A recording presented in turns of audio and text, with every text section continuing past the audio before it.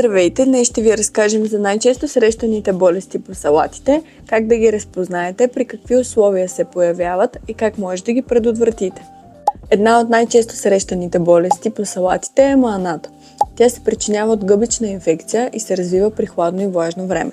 По листата на салатите се появяват жълтеникави петна, ограничени от жилките, а от долната страна се образува бял налеп от спорите на гъбата.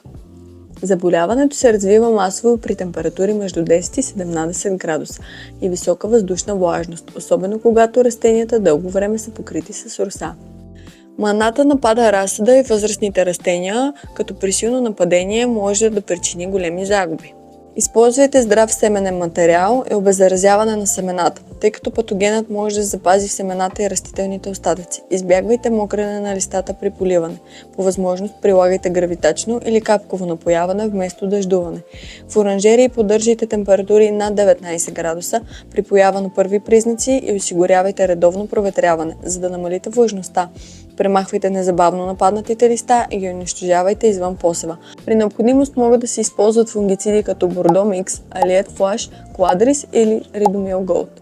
Друга често срещана болест е сивото гниене, както на открито, така и в оранжерии. Причинява се от гъбичен патоген и може да засегне растенията във всички фази на развитие. При младите растения се наблюдава сечение и загниване, а при по-старите воднисни петна по долните листа, които пожълтяват и се покриват с сив плесенов налеп. При влажно време гъбата може да обхване цялата глава на салатата.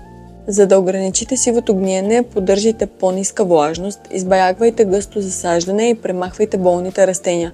При първи симптоми може да използвате фунгициди като Switch.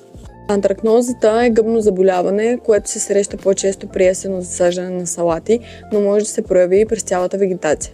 По по-старите листа се образуват дребни воднисти петна, които стават вдлъбнати и се превръщат в кафяво-жълти.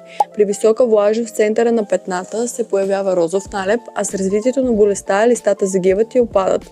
Превенцията включва сеитбообращение, обеззаразяване на семената и правилен воден режим.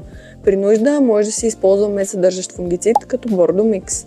Бактериоза по салатата. Наблюдава се почерняване на средната жилка във вътрешността на главата. Предизвиква загниване на тъканите и големи загуби, особено след прибиране на реколтата.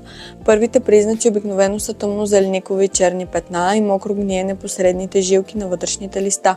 В началото може да се засегне само една вътрешна листна жилка, но при влажни условия инфекцията бързо се разпространява към повече листа и може да обхване цялата глава, причинявайки неприятна миризма и слизеста консистенция. Заразените растения жълтеят, увяхват и често загиват, а оцелелите имат силно влошено качество и не са трайни при съхранение и транспортиране. Бактериозите се проявяват най-често при гъста влажна среда и особено атакуват главите непосредствено преди прибиране, когато листната маса е обемна и проветрението слабо. Тъй като лечението е трудно, най-важна е профилактиката, добра циркулация на въздуха, правилно поливане и своевременно отстраняване на болните растения.